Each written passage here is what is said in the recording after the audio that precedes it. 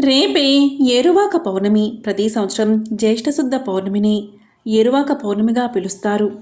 ఏరువాక పున్నమిలోగా ఈ కథను విన్నా, చదివినా, చెప్పినా, వినిపించినా జన్మల పాపాలు తొలగి కోటి జన్మల పుణ్యం వస్తుంది, సకల శుభాలు కలుగుతాయి.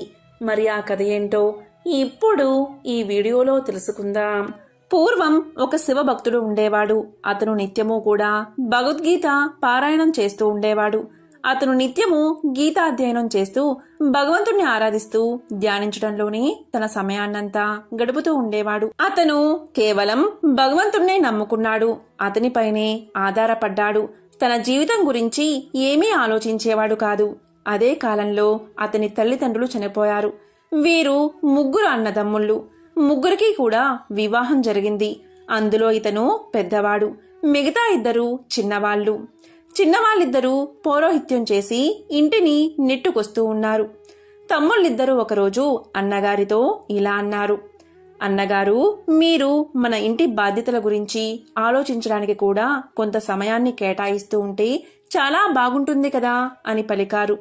అది విన్న అన్నగారు తమ్ముళ్లతో ఇలా అన్నారు: అందరినీ భరించేవాడు, పోషించేవాడు అయిన భగవంతుడు అన్ని వేళలా సిద్ధంగా ఉన్నప్పుడు మన బ్రతుకు తెరువు కోసం మనం ఆలోచించడం అనేది అజ్ఞానమే అవుతుంది.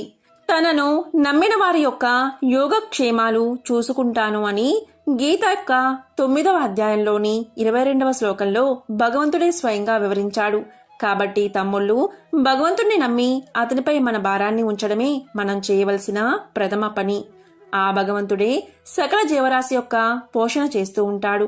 అతన్నే నమ్మి నిత్యం అతన్నే స్మరించే వారి యొక్క యోగక్షేమాల బాధ్యతను అతను విస్మరించడు. కాబట్టి మనం గీతాధ్యయనం చేస్తూ అనునిత్యం ప్రేమపూర్వకంగా భగవన్నామ స్మరణలో ఉంటే చాలు అన్నాడు. దానికి తమ్ముళ్ళు ఇలా అన్నారు: అన్నగారు, మీరు చెప్పింది సబబుగానే ఉంది, కానీ జీవించడం కోసమైనా ప్రయత్నం చెయ్యాలి కదా. ఏ ప్రయత్నమూ చేయని వారికి భగవంతుడు స్వయంగా ఇంటికి వచ్చి అన్నీ ఇవ్వడు కదా అన్నారు తమ్ముళ్ళు. అది విన్న అన్నగారు తమ్ముళ్లతో ఇలా అన్నారు: దృఢ నిశ్చయంతో శ్రద్ధా విశ్వాసాలు ఉంటే భగవంతుడే స్వయంగా ఇంటికి వచ్చి అన్నీ ఇవ్వగలరు అన్నాడు. ఇక ఆ మాటలకు విసిగిపోయిన తమ్ముళ్ళు కొంచెం కోపంతో, అన్నగారు, కబుర్లు చెప్పడంలో ఖర్చు ఏమీ అవ్వదు. మేము సంపాదించి తెచ్చి పెడుతూ ఉంటే ఇల్లు గడుస్తుంది. మీరు ఇంట్లో ఉండి శ్లోకాలు చదువుతూ కబుర్లు మాత్రం చెబుతున్నారు. ఎంత కష్టపడితే డబ్బు కూడబెట్టాలో మీకేం తెలుసు? మా నుండి వేరుపడండి, ఇల్లు గడపండి, అప్పుడు తెలుస్తుంది ఎంత కష్టమో. ఏ ప్రయత్నమూ లేకుండా మీ పని ఎలా గడుస్తుందో అప్పుడు మేము చూస్తాము అన్నారు. అది విన్న అన్నగారు ధైర్యంగా, తమ్ముళ్ళు, చాలా సంతోషం. మీరు ఏది మంచిది అనుకుంటే అలాగే కానివ్వండి. నన్ను వేరు చెయ్యండి. నేను నా కుటుంబం ఎవరికీ భారంగా ఉండాలి అనుకోవడం లేదు. భగవంతుడు మేము ఎలా బతకగలమో ఆయనకి బాగా తెలుసు అని తమ్ముళ్లతో పలికాడు. దాంతో తమ్ముళ్ళు, ఇదే మంచిది, రేపు ఎవరి వాట ఎంత వస్తుందో పంచేసుకుందామన్నారు. మీరేది ఉచితమనుకుంటే అలా చెయ్యండి అన్నారు అన్నగారు. నాకు ఎటువంటి అభ్యంతరమూ లేదు, మీరు ఎలా చేసినా నాకు సమ్మతమే అన్నారు అన్నగారు. ఇక ఇద్దరు తమ్ముళ్ళు ఉన్న సామాన్లను, సంపదను మరుసటి రోజే 3 భాగాలుగా పంచారు. బ్రాహ్మణ భక్తుడి వాటాకు ఒక చిన్న సామాన్య ఇల్లు, కొంత నగలు, కొన్ని మామూలు బట్టలు, వంటగిన్నెలు మొదలైనవి వచ్చాయి. ఇలా ముగ్గురు వేరుపడ్డాక ఆ బ్రాహ్మణ భక్తుడు తన భార్యతో ఇలా అన్నాడు: నా తమ్ముళ్ళు నాకు ఇచ్చింది కొంచెమైనా అది చాలా తృప్తిగా ఉంది. ఇప్పుడు మనం చేయవలసిందల్లా కేవలం భగవంతునిపై ఆధారపడడం. ఎవరింటికి వెళ్లే ఆలోచన కూడా చేయకూడదు. ఎవరు ఏమి ఇచ్చినా తీసుకోకూడదు. భగవంతుడు తానే స్వయంగా భక్తుల యోగక్షేమాలు చూస్తూ ఉంటాడు. ఆయనే మన యోగక్షేమాలు చూసుకుంటాడు. ఎప్పుడు తమ్ముళ్ళు ఇచ్చిన వాటితోనే మన అవసరాలు గడుపుకోవాలి అని ఆలోచించకూడదు సుమా. వాళ్ళ దగ్గర నుంచి ఎప్పుడూ ఏదీ తీసుకోకు అని చెప్పాడు. ఇక ఆ భక్తుని భార్య ఈశ్వర భక్తురాలు. ఆమె తన భర్త మాటను గౌరవంగా స్వీకరించింది. ఇప్పుడు ఇల్లు గడపడానికి ఎంతో కొంత చేతిలో ఉండనే ఉంది. అది అయిపోతే స్వామి ఏది అనుకుంటే అదే స్వయంగా చేస్తాడు అనుకుంది.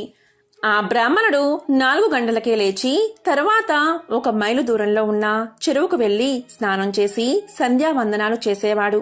ఆ తర్వాత భగవంతుణ్ణి భక్తి శ్రద్ధలతో పూజించేవాడు.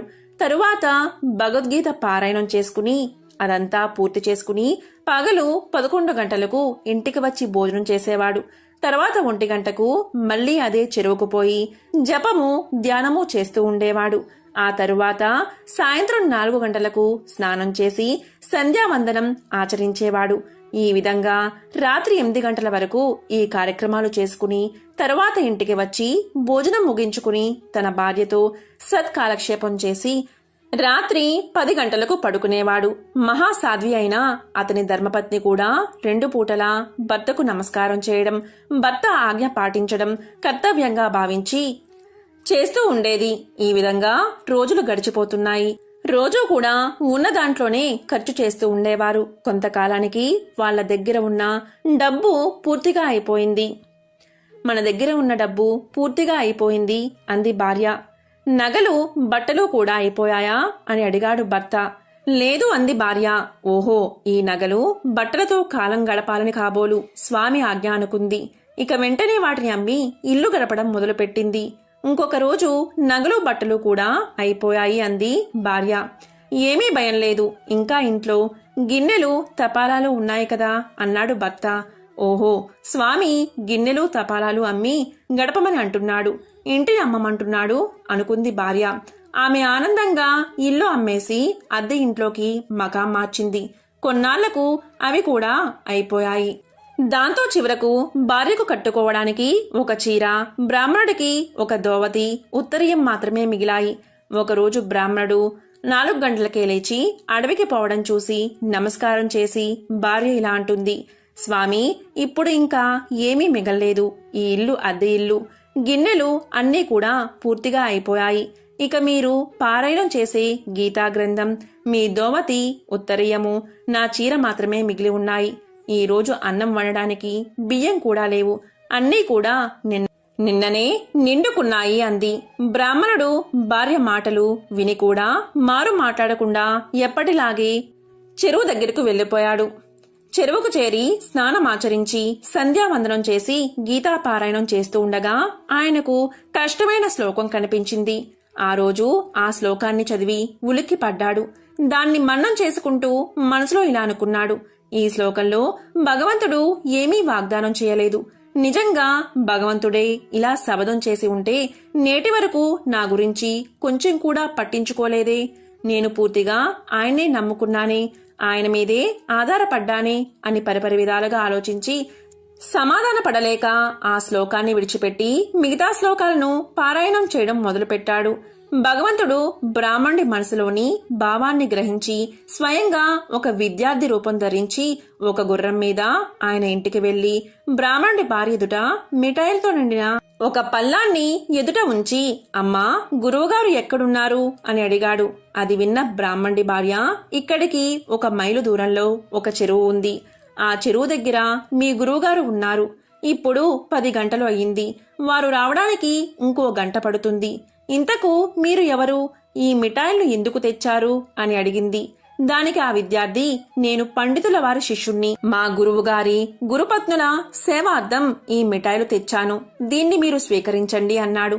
అందుకు ఆమె, పండితుల వారు ఎవరిని శిష్యులుగా చేసుకోరు, ఎవరు ఇచ్చిన వస్తువులను తీసుకోరు, ఎవరి వస్తువులను తీసుకోవద్దని నన్ను ఆజ్ఞాపించారు. కాబట్టి ఎవరు ఏమి ఇచ్చినా వాటిని నేను స్వీకరించలేను. వాటిని మీరు తీసుకువెళ్ళండి అంది. దానికి విద్యార్థి, నాకు తెలిసింది, గురువుగారు ఎవరినీ శిష్యులుగా స్వీకరించలేదు. ఇది అక్షరాల నిజం. కాని నన్నుగాక ఇంకా ఎవరిని శిష్యునిగా చేసుకోలేదు, ఇక చేసుకోరు కూడా. నాపై వారికి విశేషమైన కృపా దృష్టి ఉంది, అందుకే నన్ను శిష్యునిగా చేసుకున్నారు అన్నాడు. ఆమె, గురువుగారికి శిష్యుడు ఉన్నట్టు నేనెప్పుడూ వినలేదు. నాకు తెలిసినంత వరకు వారికి శిష్యులు లేరు. మరి మీరు వారి శిష్యులు అని నేను ఎలా నమ్మను? ఏదేమైనా ఈ మిఠాయిలు మాత్రం నేను ఎట్టి పరిస్థితుల్లోనూ స్వీకరించలేను. కాబట్టి పండితుల వారు వచ్చాక వారి చేతికే ఇవ్వండి అంది. దానికి విద్యార్థి, సరే మంచిది. ఈ పల్లెము, నా గుర్రము రెండూ ఇక్కడే ఉంటాయి. నేను మళ్లీ వచ్చి గురువుగారిని కలుసుకుంటాను అన్నాడు. అందుకు ఆమె, మీరు ఈ పల్లాన్ని కూడా తీసుకుని వెళ్ళండి. పండితుల వారు వచ్చాక తిరిగి వాటిని ఆయనకి సమర్పించండి. అనుమతి లేకుండా దీన్ని ఇక్కడ ఉంచవద్దు అని పలికింది. కాని భగవంతుని రూపంలో ఉన్న విద్యార్థి ఆ పల్లాన్ని అక్కడే వదిలి వెళ్లిపోయాడు. ఇక చెరువు నుంచి 1 గంట తర్వాత వచ్చిన పండితుడు ఇంట్లోకి ప్రవేశించి మిఠాయితో నిండిన పల్లాన్ని చూశాడు.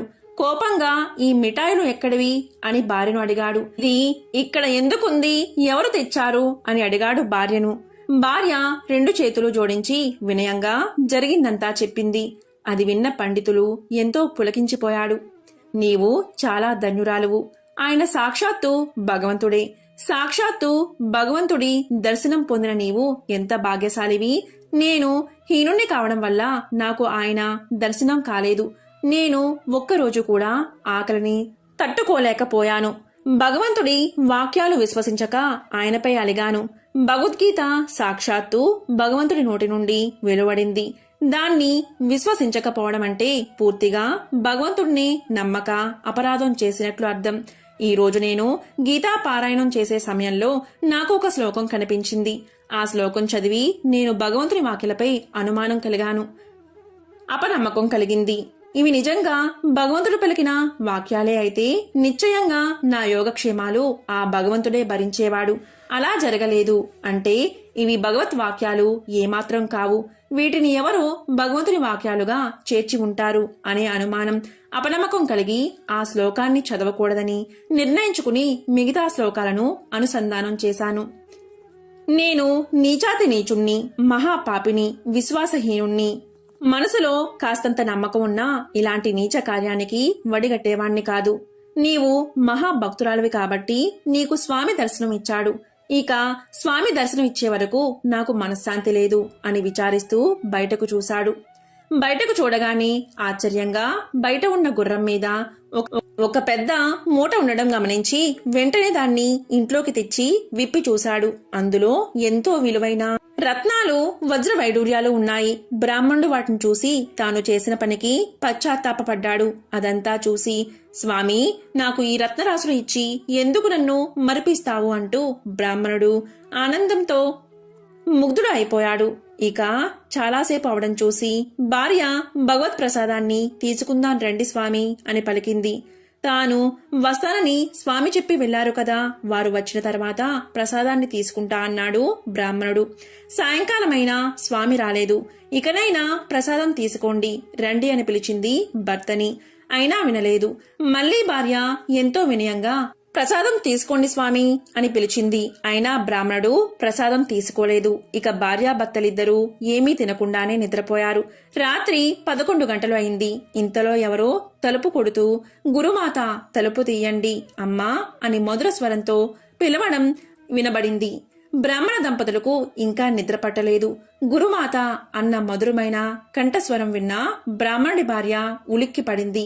ఆనందంతో ఉక్కిరి బిక్కిరై, స్వామి చూడండి, మీ భగవంతుడు వచ్చేశాడు అని పలికింది. బ్రాహ్మణుడు వెంటనే పరుగు పరుగున వెళ్లి తలుపు తీశాడు. భగవంతుని చరణాల మీద వాలిపోయాడు. భగవంతుడు అతన్ని తన హృదయానికి హత్తుకున్నాడు. ఆ సమయంలో బ్రాహ్మణుడి పరిస్థితి చాలా విచిత్రంగా ఉంది. అతని శరీరంపై వెంట్రుకలు నిక్కబొడుచుకున్నాయి. కళ్ళ నుండి నీరు కారుతుంది. గొంతు మోగబోయింది. అయినా ఏదో మాట్లాడాలని, స్వామి, నేను చేసిన పనికి నరకానికి పోకుండా మీ దర్శన భాగ్యాన్ని కలిగించారు. నా వంటి ధనదాహం కలవాడు నీచుడు మరొకరు ఉండడు. ధనం కోసమే మిమ్మల్ని ప్రార్థించాను, భజన చేశాను. అందుకే మీరు నాకు ఈ రత్నరాశులు ఇచ్చి సంతోషం కలిగించారు అన్నాడు. అప్పుడు భగవంతుడు, ఇందులో నీ దోషమేమీ లేదు. నీవు నా మీద ఆధారపడ్డావు. నేను రావడంలో ఆలస్యం చేశాను. ఇది నా స్వభావ దోషమే. అయినా ఇంతవరకు భోజనం ఎందుకు చేయలేదు అని భగవంతుడు పండితుణ్ణి అడిగాడు. దానికి బ్రాహ్మణుడు, మీరు మళ్లీ వస్తానని చెప్పి వెళ్లారు కదా, మరి మీరు రాకుండా నేను భోజనం ఎలా చేస్తాను స్వామి? ముందు మీరు భోజనం చెయ్యండి, తర్వాతే మేము ప్రసాదాన్ని తీసుకుంటాము అని అన్నాడు. దానికి భగవంతుడు, అలా కాదు, మనందరం కలిసి భోజనం చేద్దాము అన్నాడు. అప్పుడు ఆ బ్రాహ్మణుడి భార్య వారిద్దరికీ భోజనం వడ్డించింది. అత్యంత భక్తి పారవస్యంలో బ్రాహ్మణుడు భగవత్ ప్రసాదాన్ని సంతోషంగా స్వీకరించాడు. అది చూసిన భగవంతుడు, నీకు ఏమి కావాలో కోరుకో అన్నాడు. దానికి బ్రాహ్మణుడు, స్వామి, మీరే స్వయంగా దయచేశారు. నాకు ఇంకా కావలసిందేముంది? నాకు ఎటువంటి ఆలోచనలు లేకుండా మీ అందే ప్రేమ కలిగి ఉండేలా ఆశీర్వదించండి అన్నాడు. తదాస్తు అన్నాడు భగవంతుడు. దానితో భగవంతుడు అంతర్ధానమయ్యాడు. ఆ తర్వాత బ్రాహ్మణ పత్ని కూడా ప్రసాదాన్ని స్వీకరించింది. ఇక తమ్ముళ్ళు అన్నగారు ఇంటి నుండి వేరుపడినప్పటి నుంచి అత్యంత దుఃఖానికి దారిద్ర్యానికి అనుభవిస్తూనే ఉన్నారు. వారికి ఎవరి సహాయమూ లభించక, అడిగిన అప్పు ఇచ్చేవాళ్లు లేక కరువై చాలా హీనమైన స్థితిలోకి దిగజారిపోయారు. మా అన్నగారు చాలా ధనవంతులు అయ్యారని, ఆయన ఇంటి ముందు యాచకులు బారులు తీరి ఉంటారని విన్నా తమ్ముళ్ళు అన్నగారి దగ్గరకు చేరుకున్నారు. పరమభక్తుడైన పండితుడు తన తమ్ముళ్ళిద్దరినీ దగ్గరికి తీసుకుని హృదయానికి హత్తుకున్నాడు. అలాగే వారి యోగక్షేమాలు అడిగాడు.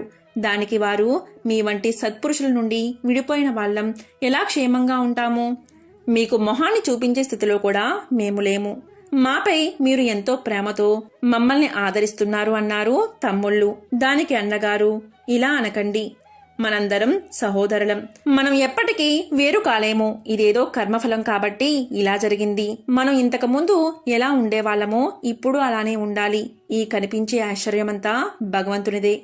భగవంతుణ్ణి మనస్ఫూర్తిగా నమ్మిన వారి యోగక్షేమాలు ఆయనే చూసుకుంటాడు.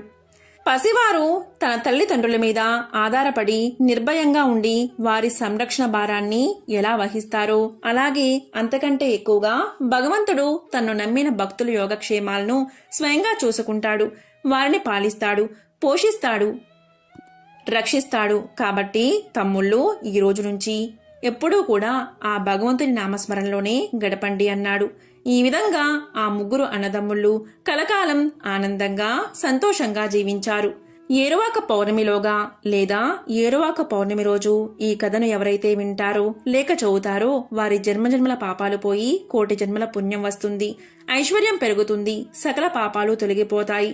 ఒకానొకసారి వైకుంఠంలో ఉన్న లక్ష్మీదేవి దగ్గరకు శని భగవానుడు వస్తాడు. వారిద్దరి మధ్య ఒక వాగ్వాదం జరుగుతుంది. వారిద్దరూ నేను గొప్ప అంటే కాదు, నేనే గొప్ప అని వాదులాడుకోవడం మొదలుపెట్టారు. వీరిద్దరి వాదన విన్న శ్రీ మహావిష్ణువు ఒక సలహా ఇచ్చాడు.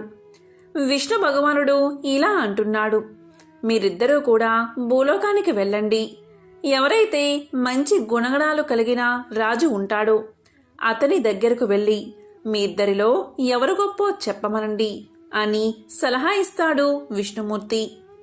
దానికి అంగీకరించిన లక్ష్మీదేవి శని భగవానుడు భూలోకానికి బయలుదేరతారు. ప్రయాగ నగరంలో శ్రీవత్స అనే రాజు ఉన్నాడు. ఆ రాజు చాలా మంచివాడు. ఇతని గొప్పతనం ఎన్నో నగరాలకు విస్తరించి ఉంది. దీంతో లక్ష్మీదేవి మరియు శని రాజ్యసభలో ఉన్న శ్రీవత్స రాజు దగ్గరకు వచ్చి, మా ఇద్దరిలో ఎవరు గొప్పో నువ్వే చెప్పు, మేము తేల్చుకోలేకపోతున్నాం అని అడుగుతారు. లక్ష్మీదేవి శనిదేవుడి మాటలు విన్న రాజు కొంచెం కంగారు పడ్డాడు. ఇక రాజు మనసులో ఇలా అనుకున్నాడు, ఇప్పుడు నేను వీరిద్దరిలో ఎవరు గొప్ప అని చెప్పను. శనిదేవుడు గొప్ప అని చెప్తే అమ్మవారికి కోపం వస్తుంది. లక్ష్మీదేవి గొప్ప అని చెప్తే శని భగవానుడికి కోపం వస్తుంది. లక్ష్మీదేవికి కోపం వస్తే నా రాజ్యంలోని సంపదలన్నీ తొలగిపోతాయి. అదే శనిదేవుడికి కోపం వస్తే నా రాజ్యాన్ని అష్ట కష్టాల పాలు చేస్తాడు. ఈ విధంగా రాజు ఆలోచించడం చూసిన లక్ష్మీదేవి శనిదేవుడు ఇలా అంటారు, మేమిద్దరం ఒక వారం తర్వాత నీ దగ్గరికి వస్తాం. అప్పటి వరకు నీవు ఆలోచించుకుని మా ఇద్దరిలో ఎవరు గొప్పో చెప్పాలి అని పలుకుతారు. అక్కడి నుంచి వెళ్ళిపోతారు. ఇక రాజు ఎవరు గొప్ప అని చెప్పాలి అని ఆలోచిస్తాడు.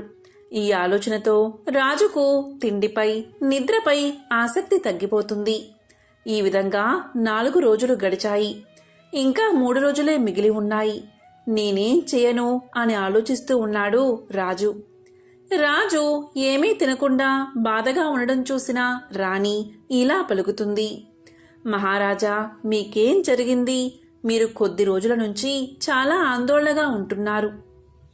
ఏమైనా సమస్య వచ్చిందా, లేదా మన నగరానికి ఏదైనా సమస్య రాబోతుందా అని అడిగింది. రాణి అడిగిన ప్రశ్నలకు రాజు ఇలా పలుకుతాడు, నేను ఒక సమస్యలో ఇరుక్కున్నాను. 4 రోజుల క్రితం నేను రాజ్యసభలో ఉండగా లక్ష్మీదేవి శనిదేవుడు విచ్చేశారు. వారిద్దరూ వారిలో ఎవరు గొప్ప అనే విషయాన్ని నన్ను తేల్చి చెప్పమన్నారు అని పలుకుతాడు. ఆ మాటలు విన్నా రాణి ఇలా పలుకుతుంది. అయితే మీరు వారిద్దరిలో ఎవరు గొప్ప అని చెప్పారు అని అడగ్గా రాజు ఇలా సమాధానం చెప్పాడు. నేను ఎవరూ గొప్ప అని చెప్పలేదు. దానికోసం నాకు వారిద్దరూ 1 వారం రోజులు గడువును ఇచ్చారు. ఇప్పటికే 4 రోజులు గడిచిపోయాయి. కానీ నాకు సమాధానం మాత్రం దొరకలేదు. నేను ఎవరు గొప్ప అని చెప్పను. ఒకరు గొప్ప అని చెప్తే మరొకరికి కోపం వస్తుంది. నేనేం చెయ్యను అని రాజు రాణితో పలుకుతాడు. దానికి మహారాణి ఇలా అంటుంది. రాజా, నేను మీకు ఒక సలహా ఇస్తాను. మీరు మీ సింహాసనం కుడి పక్కన బంగారు సింహాసనం ఒకటి, అలాగే ఎడమ పక్కన వెండి సింహాసనం ఒకటి వేయించండి. ఎప్పుడైతే లక్ష్మీదేవి శని భగవానుడు మీ దగ్గరకు వస్తారో వారిని ఆ సింహాసనాల మీద కూర్చోమని చెప్పండి. వారు ఎంచుకున్న కుర్చీలు వారి స్థాయిని గొప్పతనాన్ని చెప్తాయి అని సలహా ఇచ్చింది రాణి. ఈ సలహా విన్న రాజు ఆనందంతో ఉప్పొంగిపోయాడు. మరుసటి రోజు కొంతమందిని పిలిచి బంగారు సింహాసనం ఒకటి, వెండి సింహాసనం ఒకటి చేయించాడు. ఇలా వారం రోజులు గడిచిపోయాయి. ఇలా వారం గడవగాని లక్ష్మీదేవి శని భగవానుడు రాజు దగ్గరకు వచ్చారు. రాజువారిని కూర్చోమని చెప్పగా లక్ష్మీదేవి బంగారు సింహాసనంపై, శని భగవానుడు వెండి సింహాసనంపై కూర్చున్నారు.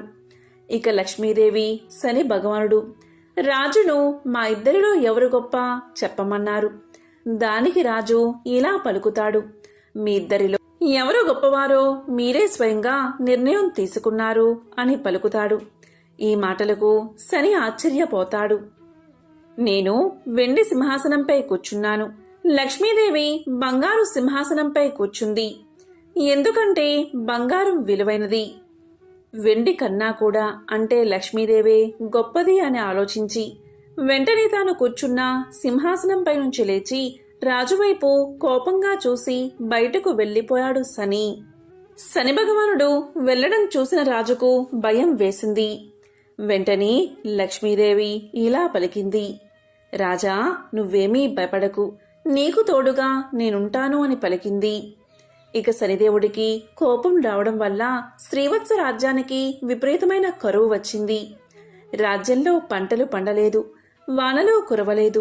దానితో రాజ్యంలోని ప్రజలంతా పక్క రాజ్యాలకు వెళ్లడం మొదలుపెట్టారు. చాలా వరకు రాజ్యంలో ప్రజలంతా రాజ్యాన్ని విడిచి వెళ్లిపోయారు. ఈ విధంగా సంవత్సరం గడిచింది. రాజ్యంలో పరిస్థితులు ఏమీ చక్కబడలేదు.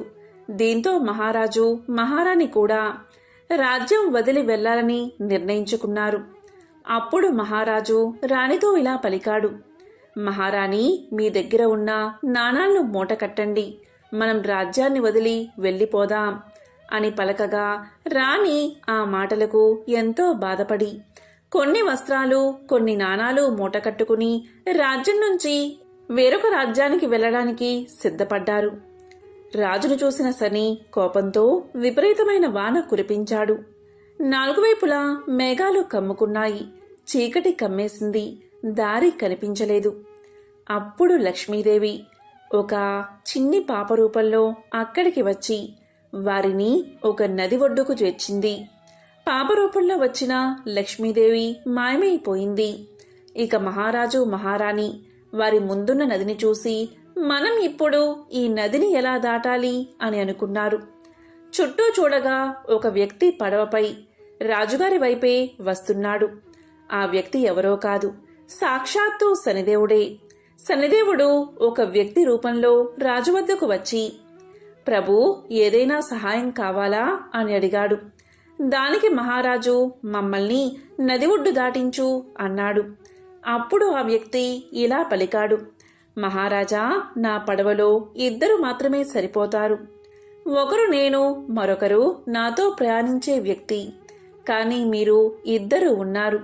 మీతో పాటు కొన్ని సామాన్లు కూడా ఉన్నాయి అని పలకగా రాజు, అయితే ముందు ఈ పడవలో నా భార్య అయిన చిత్రాంగిని ఎక్కించుకో, ఆ తరువాత నన్ను ఎక్కించుకో, చివరిగా ఈ మూటలను తీసుకుని మా వద్దకు వచ్చి అన్నాడు. రాజు మాటలు విన్న ఆ వ్యక్తి సరే అని చెప్పి ముందు రాణిని ఒడ్డుకు చేర్చాడు. ఆ తరువాత రాజును ఒడ్డుకు చేర్చాడు. చివరిగా రాజుగారు తెచ్చుకున్న మూటలను పడవలో ఎక్కించుకుని వస్తున్నాడు.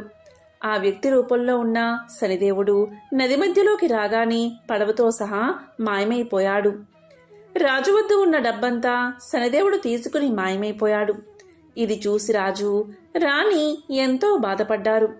అయినా పర్వాలేదు, మనిద్దరం కష్టపడి పని చేసుకుందాం, ఎంతో కొంత ధనాన్ని పోగు చేసుకుందామని మహారాజు రాణికి ధైర్యం చెప్పాడు. వీరిద్దరూ ఒక నగరానికి చేరుకున్నారు. ఆ నగరంలో చిన్న పాక వేసుకుని నివసించడం ప్రారంభించారు.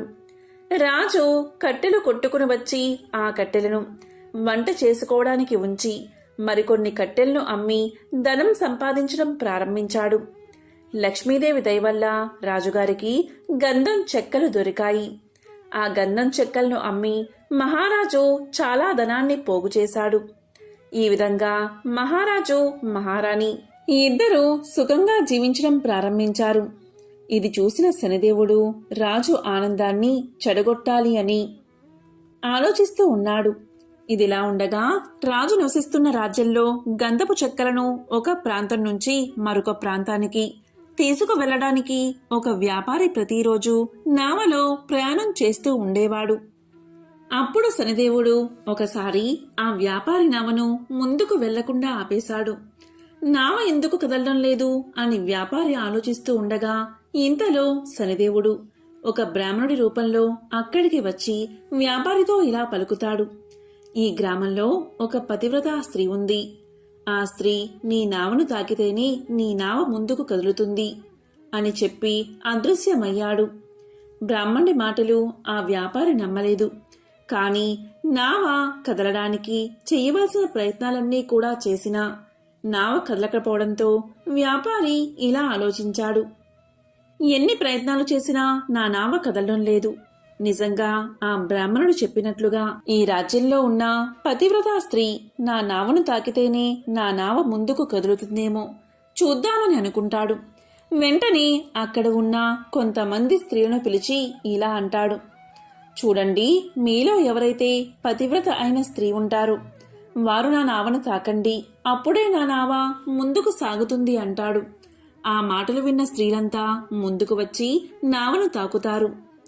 ఇంతలో ఒక స్త్రీ వెళ్లి రాణి చిత్రాంగినికి నావ విషయం చెప్తుంది. అయితే రాణి నేను రాను అని సమాధానం చెప్తుంది. ఎందుకంటే ఆ సమయంలో ఆమె భర్త ఇంట్లో లేడు. ఆయన వచ్చే సమయానికి ఆమె ఇంట్లో లేకపోతే బాధపడతాడని ఆమె అలా చెప్తుంది. రాజ్యంలో ఉన్న స్త్రీలంతా నావను తాకడానికి వచ్చి నావను తాకినా సరే ఆ నావ ముందుకు కదలదు. అప్పుడు ఒక స్త్రీ వ్యాపారితో ఇలా పలుకుతుంది. రాజ్యంలో ఉన్న స్త్రీలంతా అయిపోయారు, కానీ ఒక్క స్త్రీ మాత్రం మిగిలి ఉంది. ఆమె రమ్మన్నా రావడం లేదు. తన భర్త వస్తే కాని ఇల్లు కదలను అని చెప్తుంది అని చెప్పగా వెంటనే వ్యాపారి దయచేసి మీరు ఒకసారి ఆమె వద్దకు వెళ్లి మళ్ళీ ఈ విషయం గురించి చెప్పండి అంటాడు. ఇక ఆ స్త్రీ రాణి చిత్రాంగి దగ్గరకు వెళ్లి నావ దగ్గరకు నీ ఒక్కదానివే రాలేదు, నువ్వు తాకితే కాని ఆ నావ కదిలేలా లేదు అని పలుకుతుంది. అప్పుడే వచ్చిన మహారాజు ఈ మాటలు విని రాణితో ఇలా పలుకుతాడు. ప్రజలు కష్టంలో ఉంటే చూస్తూ ఊరుకోకూడదు. ప్రజలు కష్టంలో ఉంటే సహాయం చెయ్యాలి అని రాజు రాణికి నచ్చచెప్పి నావ దగ్గరికి తీసుకెళ్తాడు. నావలో ఉన్న వ్యాపారి మహారాణి యొక్క అందానికి ముగ్ధుడై ఆమెను తనతో తీసుకెళ్లాలి అనుకుంటాడు. తీరా ఆమె నావపై చెయ్యి వేయగానే నావ కదులుతుంది. అది చూసి రాజు, వ్యాపారి, అక్కడ ఉన్నవారంతా ఆశ్చర్యపోతారు. కొంత సమయానికి ప్రజలు అక్కడి నుంచి వెళ్ళిపోతారు. రాజు, రాణి, వ్యాపారి మాత్రం అక్కడే ఉంటారు. వ్యాపారి వారికి కృతజ్ఞతలు చెప్తాడు.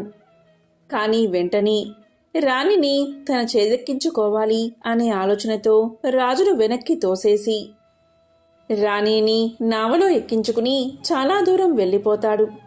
రాజు చూసేసరికి నావ కదిలిపోతుంది. దీంతో చిత్రాంగిని సూర్యభగవానుణ్ణి ఇలా ప్రార్థిస్తుంది. స్వామి, నాకు కురూపితనాన్ని ఇవ్వు. నేను నా శరీరాన్ని ఎవరికీ ఇవ్వను. ఓ సూర్యదేవా, నా శీలాన్ని కాపాడు అని ప్రార్థిస్తుంది. దీంతో సూర్యభగవానుడు చిత్రాంగిని రూపాన్ని కురూపిగా మార్చేస్తాడు. ఆమెను చూసిన వ్యాపారి భయంతో ఆమెను తాకే సాహసం కూడా చేయడు.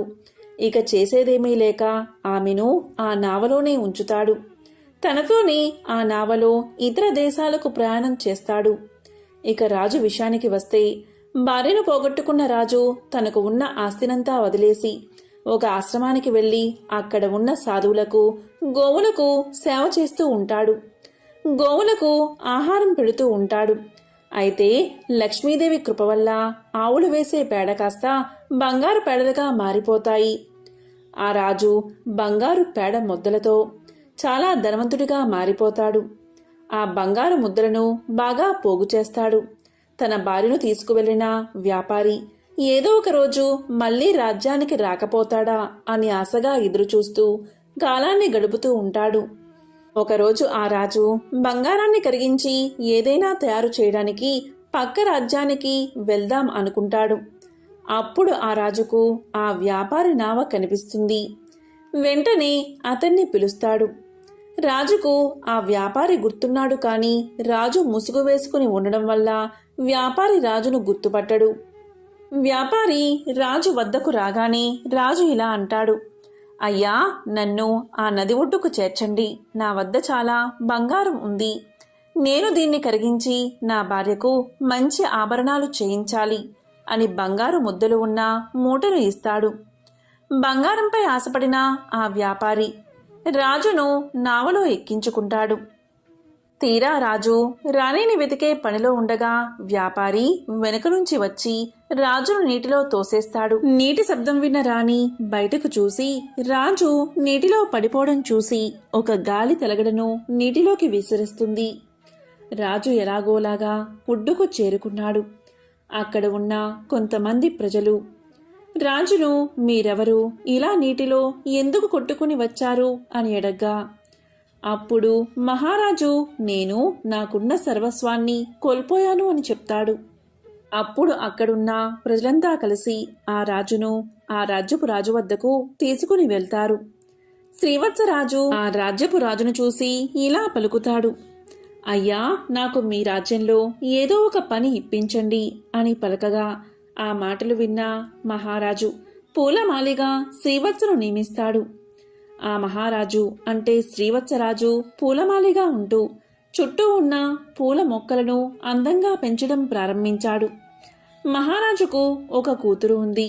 ఆమె అలంకరణ కోసం తోటల నుంచి కొన్ని పువ్వులను దండగా గుచ్చి ఆమెకు పంపేవారు. అయితే ఒకరోజు రాజుగారి కూతురు చిలకత్తెలతో ఇలా పలుకుతుంది: ఈ మధ్య నాకు వచ్చే పూలమాలలు ఎంతో అందంగా ఉంటున్నాయి.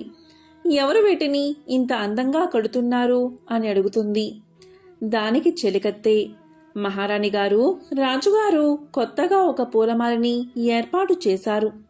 ఆయనే ఈ పూలమాలను ఇంత అందంగా తయారు చేస్తున్నాడు అని సమాధానం చెప్పింది. ఆ మాటలకు ఆ యువరాణి ఆ తోటమాలని చూడ్డానికి తోటలోకి వెళ్తుంది.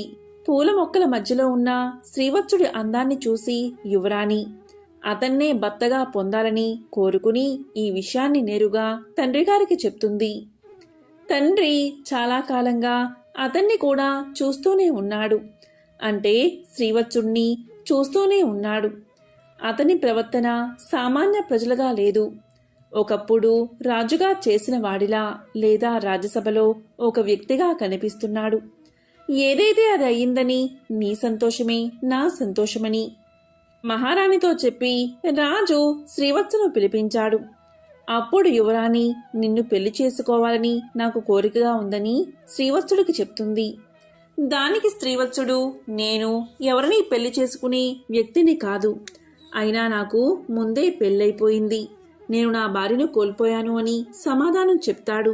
దానికి యువరాణి, అయినా పర్వాలేదు, నిన్ను వివాహం చేసుకుంటాను అనగా శ్రీవత్సరాజు కూడా ఒప్పుకుంటాడు. వారిద్దరి వివాహం అంగరంగ వైభవంగా జరుగుతుంది. ఒకరోజు శ్రీవత్సుడు రాజభవనంపై ఉండగా రాజుకు నావలు కనిపించాయి. ఆ నావలను ఎవరు ఎక్కడికి ఎలా పంపిస్తున్నారు అని రాజు యువరాణ్ణి అడుగుతాడు. అప్పుడు యువరాణి, ఆ నావలను ఇతర ప్రాంతాలకు రవాణా కోసం పంపుతాం. అక్కడ ఒక వ్యక్తి ఉంటాడు. తానే నావలో వచ్చి ప్రతి వస్తువును చూస్తూ నావ ఎక్కడికి వెళ్లాలో చెప్తాడు అని పలకగా ఆ మాటలు విన్నా శ్రీవత్సరాజు నావకు సంబంధించిన పనిలో ఏదైనా పని నాకు చూడమని మీ తండ్రి గారితో చెప్పు అంటాడు. అప్పుడు యువరాణి ఇలా పలుకుతుంది: నాదా, ఈ రాజ్యమంతా మీ సొంతం. మీరు మీకు నచ్చిన పని చేసుకోండి. కానీ ఒక్క విషయం గుర్తుపెట్టుకోండి, మీరు ఇప్పుడు నా భర్త, ఈ రాజ్యానికే యువరాజు. మిమ్మల్ని ఎవరైనా నిలదీస్తే వారిని క్షమించకండి అని చెప్తుంది. ఆ మాటలు విన్న శ్రీవత్సరాజు మరుసటి రోజు నావలుండే ప్రదేశానికి వెళ్తాడు. తన భార్యను మరియు బంగారాన్ని దొంగలించిన వ్యాపారి కోసం ఎదురు చూస్తూ ఉంటాడు. కొన్ని రోజులు గడిచాక ఆ వ్యాపారి నావపై రావడం చూసిన శ్రీవత్సరాజు ఆ వ్యాపారిని తన వద్దకు తీసుకురమ్మని బడులకు చెప్తాడు. వెంటనే పనిచేసేవారు ఆ వ్యాపారిని పట్టుకుని శ్రీవత్సరాజు వద్దకు తీసుకువస్తారు. అప్పుడు శ్రీవత్సుడు అతన్ని పట్టుకుని, నా భార్యను బంగారాన్ని దొంగిలించినవాడు ఇతనే అని మహారాజు ముంగిట నిలబడతాడు. పనిచేసేవారు నావలో వెతకగా శ్రీవత్సరాజు యొక్క బంగారం మూటలు కనబడతాయి. ఆ బంగారపు మూటలను మహారాజుకు అప్పచెప్తారు. అదేవిధంగా ఆ నావలో ఒక ముసలావిడ కురూపి అయిన స్త్రీ కనబడుతుంది. ఆమెను కూడా రాజసభకు తీసుకురాగా శ్రీవత్సుడు భార్యను గుర్తించి, చిత్రాంగిని, నీకేమైంది? ఎందుకు ఇలా కురూపిగా తయారయ్యావు అని అడగ్గా, దానికి చిత్రాంగిని, మీరు భయపడకండి, ఆ వ్యాపారి నన్నేమీ చెయ్యలేదు. నేను సూర్య భగవానుణ్ణి ప్రార్థించి నా పవిత్రతను కాపాడుకోవడానికి నాకు కురూపి రూపాన్ని ఇవ్వమని అడిగాను. అందుకే నేను ఇలా మారిపోయాను. నేను మళ్ళీ మామూలుగా మారిపోగలను అని చెప్పి సూర్య భగవానుణ్ణి మళ్ళీ ప్రార్థించింది. ఇప్పుడు రాణి చిత్రాంగని మునుపటి కంటే ఇంకా అందంగా మారిపోయింది. దీంతో రాజు ఎంతో సంతోషించాడు. ఇక యువరాణి వంక చూసి, నువ్వేమీ బాధపడకు, నేను ప్రయాగ నగరానికి రాజును. కొన్ని కారణాల వల్ల నా రాజ్యాన్ని కోల్పోయాను. నేను నా మొదటి భార్యను ఎలా అయితే ప్రేమిస్తానో నిన్ను కూడా అలాగే ప్రేమిస్తాను అంటాడు. ఇక రాజు శ్రీవత్సరాజు తనకి అల్లుడైనందుకు ఎంతో సంతోషిస్తాడు. అల్లుడికి కొంత ధనాన్ని ఇస్తాడు. అప్పుడు ఇలా చెప్తాడు, తిరిగి నీవు నీ రాజ్యాన్ని పొందు అంటాడు. అప్పుడు శ్రీవత్సుడు తన రాజ్యాన్ని కైవసం చేసుకుని ఒక మంచి ముహూర్తం చూసుకుని ఇద్దరు రాణులతో కలిసి శ్రీవత్స రాజ్యంలో అడుగుపెట్టి సింహాసనాన్ని అధిష్ఠిస్తాడు.